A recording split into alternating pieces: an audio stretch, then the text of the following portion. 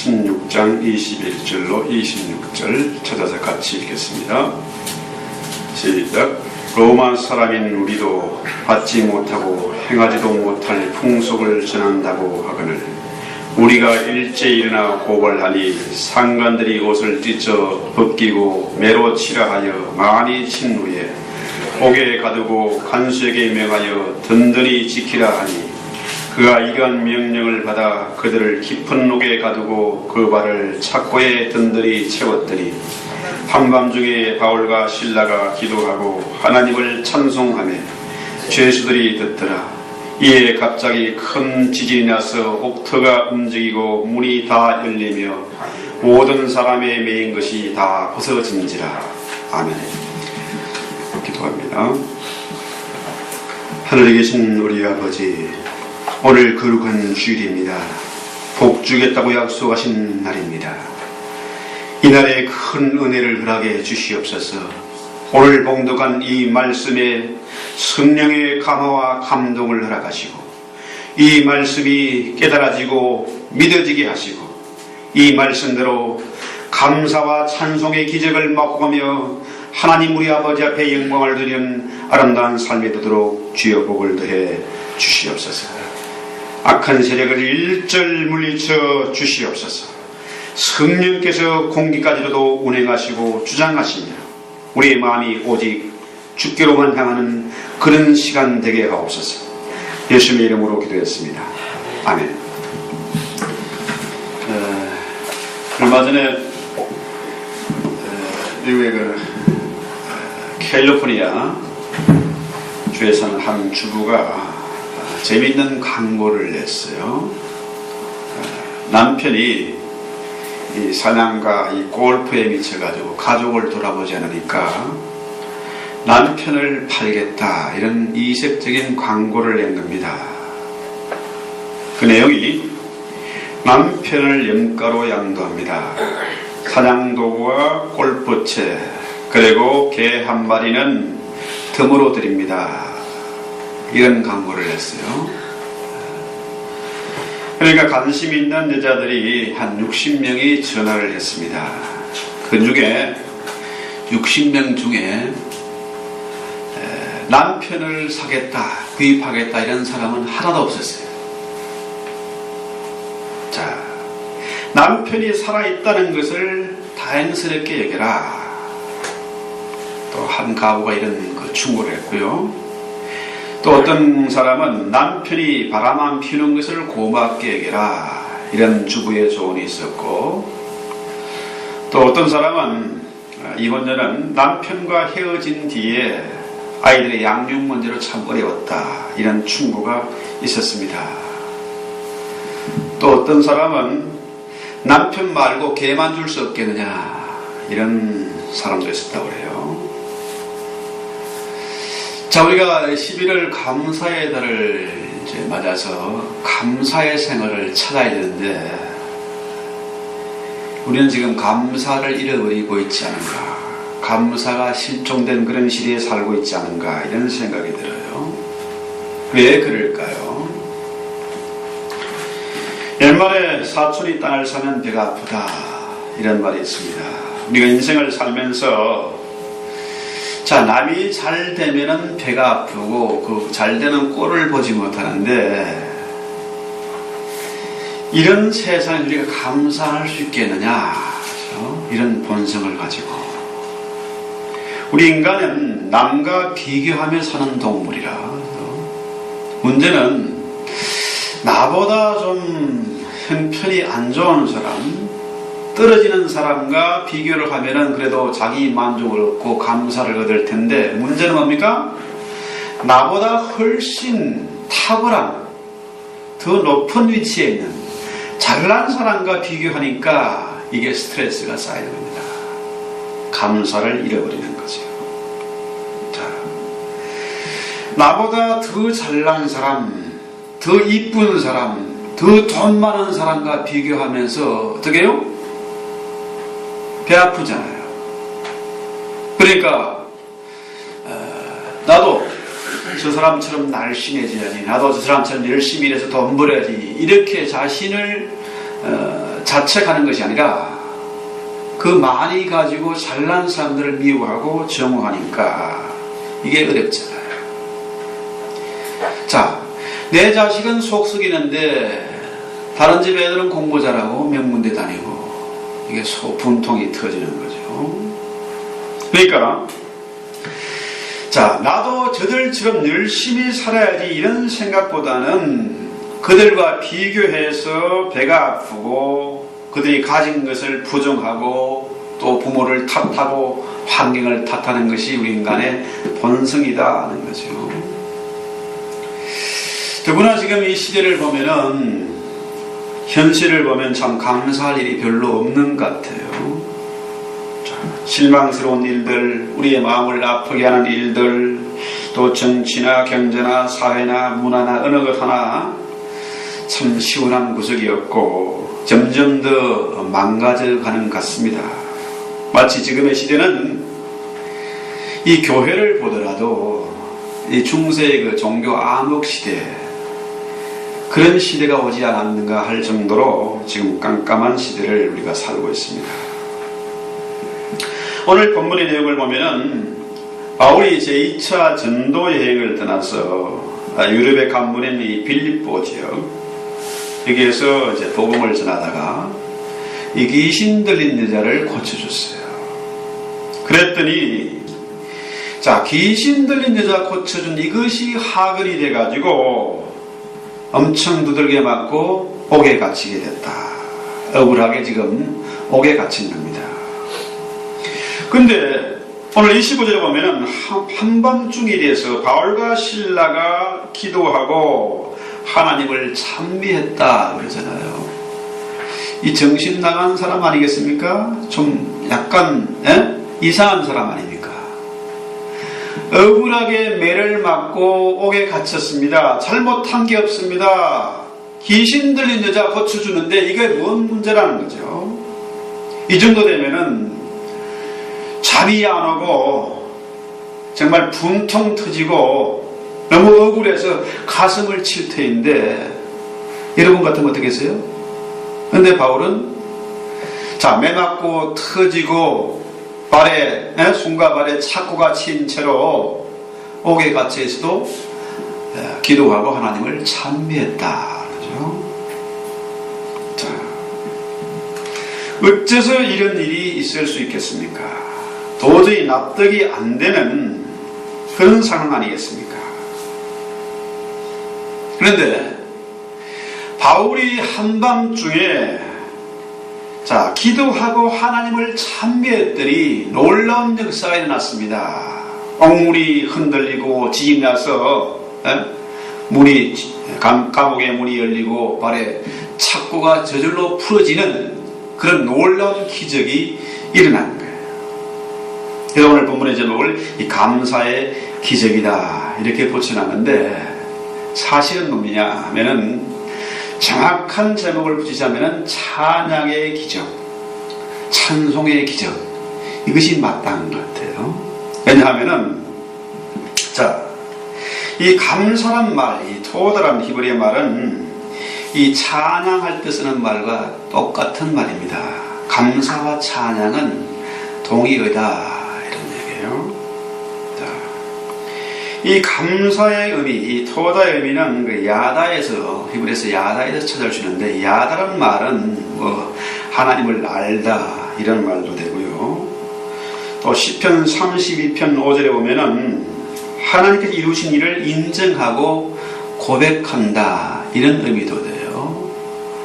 자, 내가 이르기를 내 허물을 여호와께 자복하리라 하고 야다하리라 하고 주께 내 죄를 아뢰고 내 죄악을 숨기지 아니하였더니 곧 주께서 내 죄악을 사하셨나이다. 그렇죠?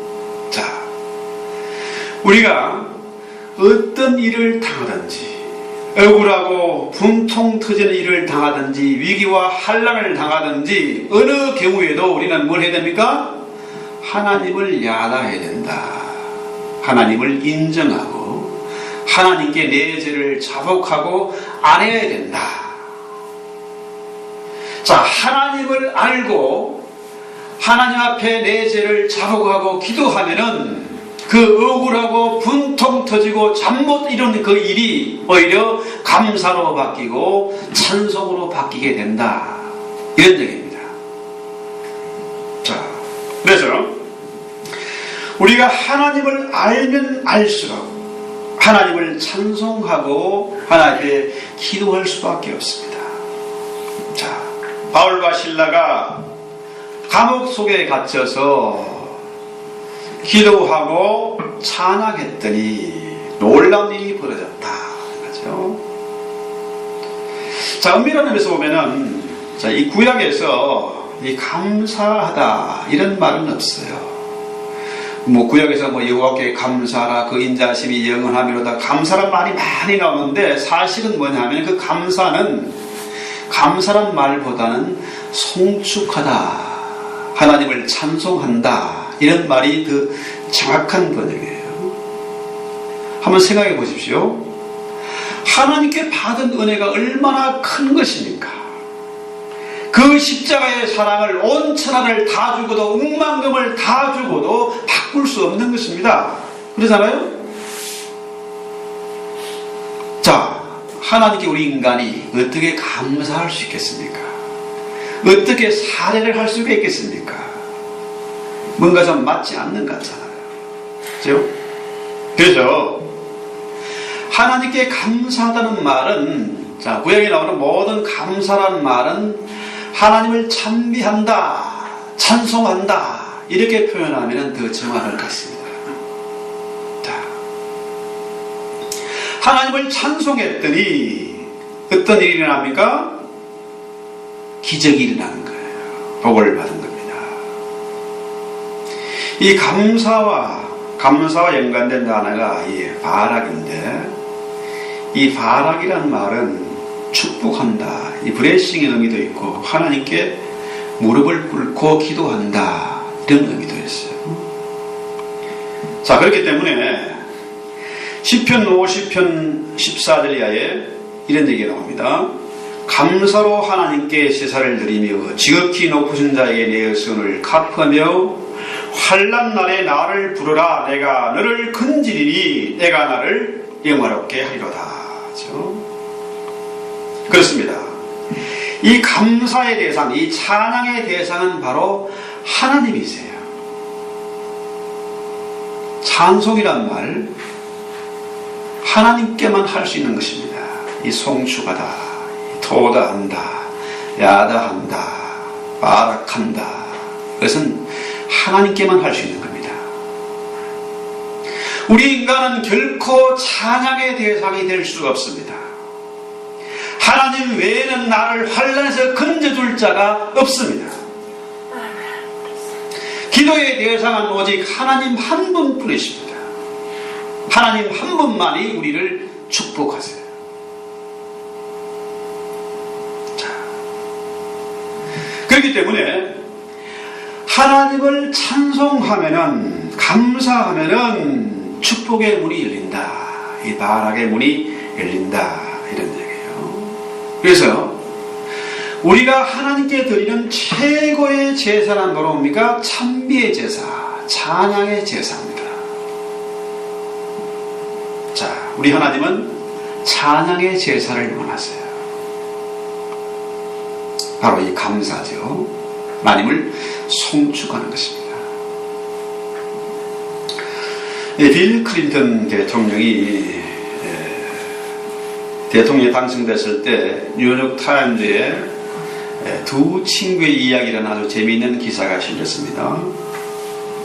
이 빌 클린턴과 이 프랭크 알린이라는 그 두 친구의 얘기예요. 두 사람 다 공부를 잘해서 영국의 옥스포드 대학을 나왔어요.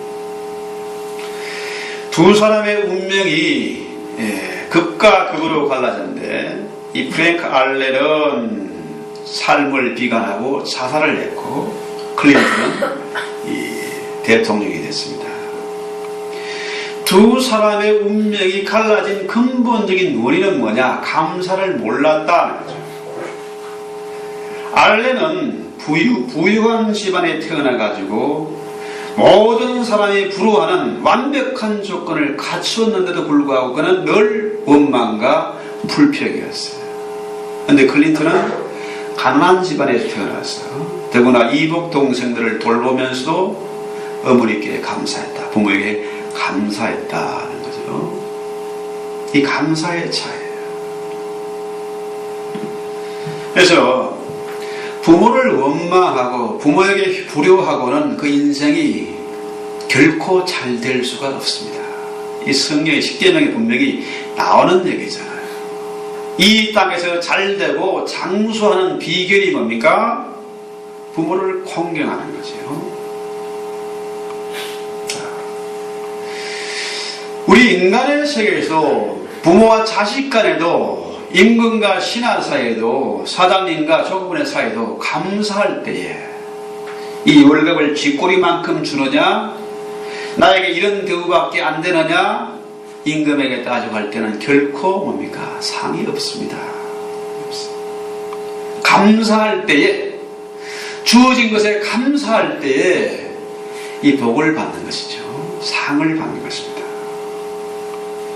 자, 바울과 실라가 옥에 갇혔습니다. 거기서 하나님을 원망하고 불평하지 않았습니다. 내가 무슨 잘못했습니까? 하나님 말씀대로 복음 증거했고 병자를 고쳤는데 왜 이런 대우를 받아야 됩니까? 이렇게 하지 않고 바울과 실라는 감옥 속에서 기도하고 참회했어요. 기도하면은 뭡니까? 기도하면은 하나님을 대화하고 하나님과의 관계 속에 자꾸 들어가면 뭡니까?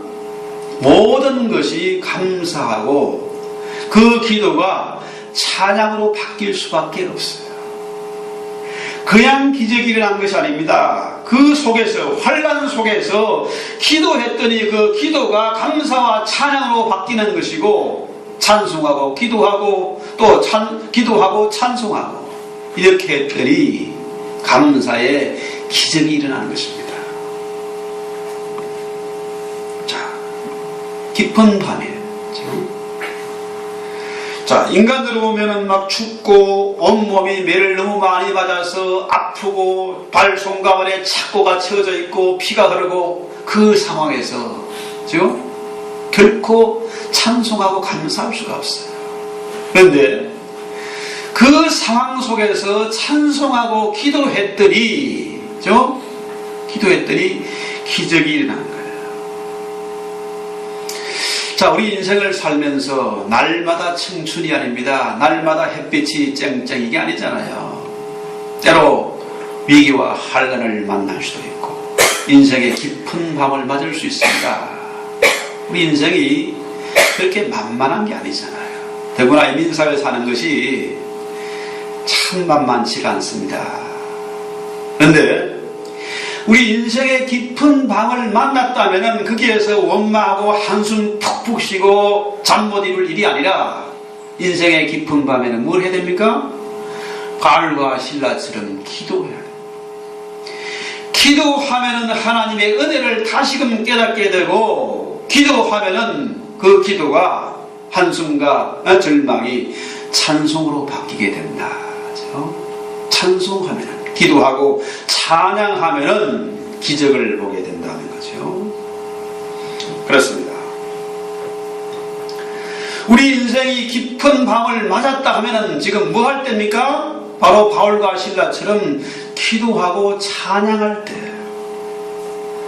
바로 기도하고 찬양하라는 우리 주님의 사인입니다. 어려움을 만났습니다. 깊은 밤을 만났어요. 저 왼수 같은 마누라 때문에, 남편 때문에, 저 자식놈 때문에, 종업원을 잘못 만나서, 파트너를 잘못 만나서, 이게 아닙니다. 인생의 깊은 밤을 만나면은 뭐 하라고요? 기도하고 찬양하라고요. 자, 누가 믿음의 사람이냐? 늘 기도하고 찬송을 입에 달고 있는 사람이 믿음의 사람이에요. 믿음의 사람은 눈앞에 있는 현실을 보는 것이 아니고 영적으로 앞을 보는 사람입니다. 자, 영적인 눈을 가지고 기도하고 찬양하면은 반드시 선한 역사가 일어나게 될 것이고, 꼬인 문제가 풀릴 것이고, 닫힌 문이 열리게 되는 기적을 맛보게 된다는 것입니다.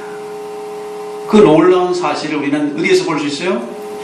다니엘서에 보면은, 다니엘서 6장 10절에 보면은, 다니엘이, 왕의 초서가 꾸며진 것을 알았습니다.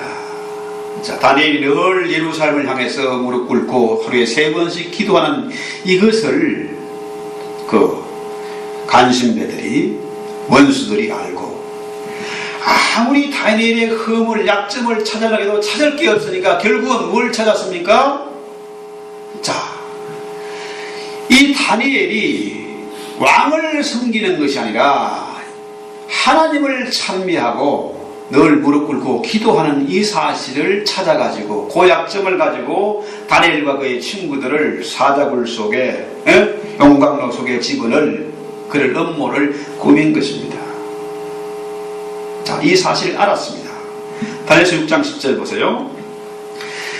이 조서의 의인이 찍힌 것을 알고도 자기 집에 들어가서는 그 방에 예루살렘으로 향하여 열린 창에서 전에 하던 대로 하루 3번씩 무릎을 꿇고 기도하며 하나님께 감사했더라. 감사했더란 말은 완전히 찬미하였더라, 이 얘기입니다. 여기서 중요한 사실은 무릎 꿇고 기도하며, 이 발악입니다. 하나님께 무릎 꿇고 기도한다는 건 이 송축하다는 말도 되고 축복하다는 말도 돼요. 감사했더라. 이 감사란 말은, 여기 쓰인 말은 원문을 보면 야납니다. 하나님을 알고 하나님을 인정했다, 그죠? 다니엘이 목숨 걸고 무릎 꿇고 기도하며 하나님을 찬양했던 사실, 이 놀라운 사실이 도대체 왜 그랬을까? 목숨 걸고 왜 그랬을까요? 이 말은 하나님의 주권을 인정한다는 것입니다. 왕이 그렇게 엄청난 건설을 가지고 천하를 통일하고 떵떵거리고 있지만 그 왕의 건세도 결국 뭡니까? 하나님의 건세 아래에 있다는 사실을 다니엘이 인정하고 안 겁니다. 보세요. 건불 10년이라 어떤 권세도 10년 이상을 가지 못한다, 이런 얘기 아닙니까? 세상에 어떤 권력도 영원한 것은 없습니다. 그러나 우리 하나님의 건세와 능력은 영원한 것이에요. 만세토록 불변하는 것입니다. 잠깐 있다 사라질 왕의 명령을 지키기 위해서 하나님을 찬미하는 일을 그만둘 수 없다. 이것이 다니엘의 신앙이에요. 이것을 부정할 수가 없었다는 거죠. 자, 보세요. 다니엘이 남의 나라에 포로로 잡혀가지고 왕의 총애를 입어서 총리가 됐습니다. 이것이 하나님의 은혜잖아요.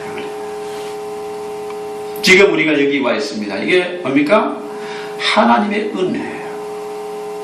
11월 감사의 달에 우리는 이 사실을 인정하고 다니엘처럼 신앙 고백해야 할 것이라는 거죠. 지금까지 지내온 것 주의 크신 은혜라. 이것이 우리의 신앙 고백이에요. 자, 다니엘에게 최고의 위기가 닥쳤습니다. 그가 무릎 꿇고 하나님께 기도하고 찬송한 결과 위기가 닥쳤는데 다니엘은 그렇게 생각하지 않았어요. 믿음 때문에 위기가 찾아온 것이 아니라 여기까지 인도하신 네가, 총리의 자리까지 오르게 하신 네가 하나님이시기 때문에 앞으로 닥칠 위기에서도 하나님이 함께 하실 것을 믿는 거죠. 그래서 다니엘이 기도하고 하나님께 감사, 찬송 올린 것입니다. 그래서 이 기도와 찬양은 신앙인의 결단이고 거룩한 습관입니다. 우리가 언제든지 길을 갈 때든지 또 일을 할 때든지 식사 준비를 할 때든지 늘 뭡니까? 기도와 찬양을 입에 달고 사는 그런 거룩한 습관을 만들어야 돼요. 그래서 다니엘은 뭡니까? 어떻게요? 그 방에 예루살렘으로 향해 열린 창에서, 이게 다니엘은 기도하는 골방이 있었습니다. 하루에 3번씩 꼭, 그 기도하는 골방에서 예루살렘을 향하여 기도했다. 기도하는 골방. 그렇습니다. 기도와 찬양을 위한 그런 특별한 장소가 있었다는 것이죠. 우리 주님 역시 뭡니까?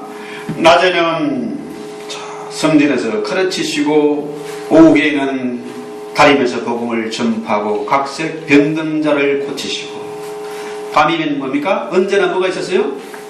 습관을 쫓아서 감람산에서 언제나 기도하셨어요. 뭐 주님을 찾기 위해서 일부러 사방 다닐 필요 없습니다. 주님은 언제나 밤이면 감람산에서 하나님 앞에 기도하고 찬양을 드렸다. 그렇지 않습니까? 습관을 쫓아서 기도하고 찬양했다는 거죠. 자, 전에 행하던 대로 이 얘기 아닙니까?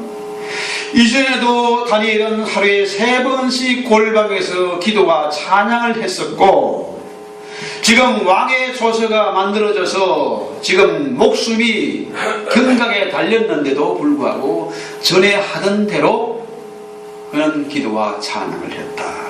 이런 얘기죠. 오래전부터 습관적으로 해온 일입니다. 한결같은 그런 일이었어요. 지금 목숨을 걸고 전에 행하던 대로 다니엘은 기도와 찬양을 한 것입니다. 이 거룩한 습관이에요, 습관. 이 삼성전자의 그 마케팅 전략 팀장인 전옥표 씨가 이기는 습관, 이런 아주 재미있는 책을 냈습니다. 그래서 이 내용이 뭐냐면은 간단하게 말해서 1등도 해본 사람이 할 수 있다.